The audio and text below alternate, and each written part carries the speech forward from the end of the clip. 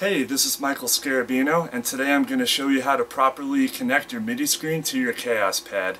This is a question that I've been frequently asked a lot, as well as many others, so I'll be going through a lot of other questions today, and some of these will pertain to some helpful tips that I use in a live setting and for recording, and just basic usage in general. Before I delve into this, I want to clarify one thing first. For anybody that may just be getting into MIDI, or anyone that's getting used to the concept of a MIDI screen working with a Kaoss Pad and a guitar. So the screen that you see on a guitar is not the actual Kaoss Pad unit. A lot of people believe that at first. The MIDI screen that you see on a guitar is literally just a touchpad MIDI device. And what it does is it sends the data that you want it to control on the Kaoss Pad itself. So it sends messages to the actual Kaoss Pad unit from the placement that you make with your finger on the touchpad on your guitar. So my first question is, how do you connect the MIDI screen to a Kaoss Pad? Alright, this is really simple. It's literally just a basic connection of a MIDI cable from one device to the other. And in other cases, there are wireless MIDI transmitters out there. So what you do is you take, whether it's your transmitter or your MIDI cable, you're going to be connecting the MIDI screen's output to the Kaoss Pad MIDI in. Or if you have a Whammy pedal or another MIDI device of any kind you're looking to control, you're always going to plug into the MIDI in. How do you set the Kaoss Pad in your pedal chain? Alright, so generally what you want to do in any guitar rig is that when you're plugging in from your amp to your pedal chain, you want to have the most digitally demanding devices first. So let's say that you're a guitarist that has a Whammy pedal or a Kaoss Pad. You're going to want that to be the first thing connected right outside from the amp, and then you're going to have the rest of your pedals connected. Manson advises that you connect your Kaoss Pad with 2 1/4-inch cables on the bottom ins and outs on your unit. However, I do it a little differently. It works for my system. What I actually have on the Kaoss Pad in front of the unit, there are 2 ins and outs for RCAs. I actually have RCA to 1/4-inch cable adapters that allow me to connect the unit in and out. And then what I have here is I have in my rig, first I have my guitar wireless transmitter. It connects to this looper here, the Rocktron Patchmate Loop 8. I have 4 pedals connected to it. I have the Fuzz Factory and the MXR Phase 90, the Whammy pedal, and then the very last thing I have in here is the Kaoss Pad. Now, with my rig, to note, I don't use an actual amplifier, so it makes sense that I would have Axe effects be the very last thing in the pedal chain, and I have all my other effects in the unit itself. If you were to put the Kaoss Pad after Axe effects, that would create a lot of buzzing issues and interference, and I know from experience, because I've actually tested it before to see if it would give me any benefits, it doesn't. But the cool thing about having the Kaoss Pad come before Axe effects is that if I have other like delays or reverbs or anything coming from Axe effects, it'll work with the Kaoss Pad, and you can make some really cool sounds.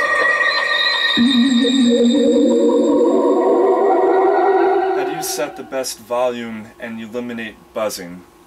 Alright, so let's have a look at the Kaoss Pad unit here. So what we do here is I have the effects depth set all the way maxed at 100%. You want to do that so that way you can get every little bit of sound and frequency range from every preset you use in it. Alright, then number 2, the input volume, I set it to 50% right at the 12 o'clock position.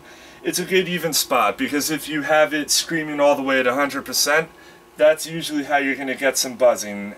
If you take any output or volume knob like that and max it out at 100%, you're going to create some problems. If it's screaming like that, you can short a circuit, it can create ground problems, so you want to leave it at 50%. Alright, also the switch here for the output, I have it set to line. You want to have it set to line in a system like this where you're using guitar effects. We're not DJs or vocalists here. I mean, unless you are, if you want to mess with that, by all means. But that's not the case here. As far as level matching with your guitar, I would go to a preset like 75 or 71. Anything generally that gives out a lot of output. That way you can really test it when it's at its loudness. You kind of want to find a sweet spot with your amp volume or any of your pedals. Just pretty much tweak the volumes to a point where the Kaoss Pad and the guitar are just meeting at the right point. Now as far as buzzing is concerned, I just talked about input volume with the Kaoss Pad. If you're set to 50%, you're most likely never going to have a problem with that. I've had a rig where it's just pedal based before I even had Axe effects, and that was never an issue. If you're still experiencing that problem, I recommend trying out a pedal looper, because loopers offer a clean interface system that usually gets rid of buzzing anyway. If you're using something like Axe effects, or in your board you have a gate pedal, use the gate. Just turn up the threshold a little. One question that I get quite often is, what are some good MIDI transmitters? Alright, so the one I use personally is called the Witty by CME. This model unfortunately is discontinued, and I'm not sure exactly how long it's been that way, but I got mine back in 2014. It happens to be the same one that Matt Bellamy himself used on the Second Law tour. It's funny, I didn't realize at the time I had picked it up, so that was a nice coincidence on my part. I've also been told by Tim Stark at Manson that Muse did use Kenton in the past for wireless MIDI, but there is another one out there called the MIDI Beam by Panda Audio. I've never actually tried that myself, but if anybody does pick that up, let me know how it is. Otherwise, unfortunately, MIDI transmitters are very hard to come by. I don't know why. I guess the concept of using MIDI instruments remotely is not really as common as it used to be, but I hope that someone does make a better system again, or that Witty gets brought back by CME. Can you give some details about your MIDI screen guitar? Sure, I can. So this is the Manson MA Evo. This particular version has a MIDI screen and a Sustainiac, and it has the paint finish based on the MA25 25th Anniversary Edition.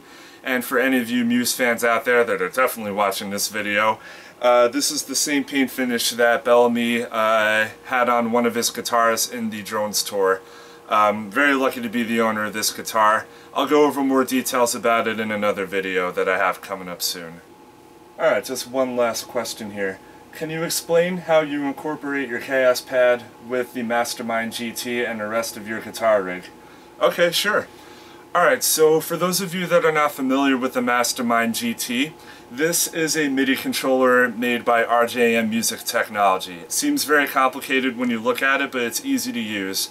The specific model I have is the Mastermind GT22. The Mastermind has many different functions like instant access buttons, presets, loops. So what I'm able to do with the Mastermind GT is actually set up any instant access button to bring out any preset that I want, which is really amazing. So I don't even have to worry about looking at the Kaoss Pad as it's shoved in to the back of my rack system when I'm over there at my pedal board and I can't really see the number or the face of it. So what I'm able to do is when I'm in the middle of a song and if I want a certain Kaoss Pad preset, all I have to do is hit page up and I memorize each preset by its number, so then I just tap on the preset that I want and there you go, I have it. Thank you very much for watching my video. I hope that I was able to answer your questions right to the main idea. And if you need any other additional help, feel free to reach out to me and I'll help you as best I can. Have a good one.